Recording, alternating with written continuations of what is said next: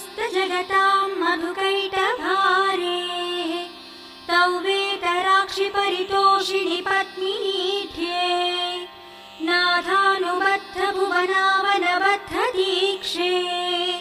प्रत्यक्ष देवतर्वे तव सुप्रभातम् ध्याये अखिलाश्रितवरप्रदकल्पकल्पे विश्वप्रदामनिलयामलदिव्यभासे आयाहि शीघ्रमघनासिनि संवितानां श्रीसूर्यदैवतव मे तव सुप्रभातम् प्रेम्णा वरं पतिपुरस्मृतिमस्नुवाने नव्याब्जरागसहजन्म मनोज्ञकान्त्या शोभां विधायिनि उष्णे गगने पृथिव्या प्रत्यक्षदैवतर्मे तव सुप्रभातम् कृष्णाग्रजेन जगति परिरक्षणार्थम् संस्थापितोऽत्र दिविषद्गणसेव्यदेशे छायाब्धिनीसहचर्युषशयासनाथा श्रीहर्षवल्यधिपते तव सुप्रभातम्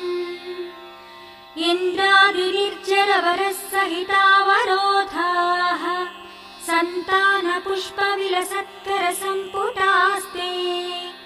त्वद्धर्मणोत्सवकुतूहलचेतनश्च श्रीसूर्यदैवत विभो तव सुप्रभातम् तरं विरौति गृहकुक्कुटमण्डलीयन् पारावताः कलरवं कलयन्ति भाल्या केळीशुकामलयमारुतमालवन्ती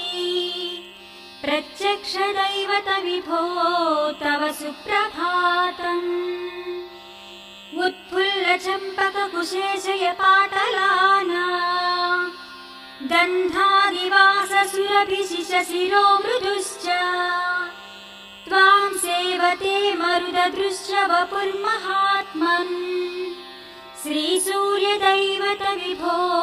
तव सुप्रभातम्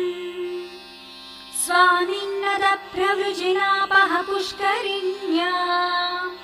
स्नाताः प्रपूतमनसः स्मृतिवर्मनिष्ठाः गायन्ति साममधुरं ऋषितुल्यविप्राः श्रीहर्षवल्यधिपते तव सुप्रभातम् रम्याग्रहण्यविततौ कलभाषिणीनां वीणानिनादकलितामृतभव्यगानम् संश्रूयते भवदनन्तगुणानुबन्धी श्रीसूर्यदैवत विभो तव सुप्रभातम् गोपाङ्गनादधिविमन्थनमञ्जुघोषाः सद्ब्रह्मचारिमुखनिर्गतमन्त्रपाठः प्राभोति किमपि करोति तवाज्य सेवाम् प्रत्यक्षदैवत विभो तव सुप्रभातम् प्रत्यूषरागसुमनोहर पुष्करिण्या किञ्चिद्विकासि कमलोद्गत भृङ्गराजिः भीतान्धकारकणिकेव हठात् प्रयाति श्रीहर्षवल्यधिपते तव सुप्रभातम् हे लोकबान्धव कृपाकर चित्प्रदायिन् विश्वस्य लोचन भुवं परिरक्षणार्थम् आर्चावतार जनताखिलतापहारिन् प्रत्यक्षदैवत विभो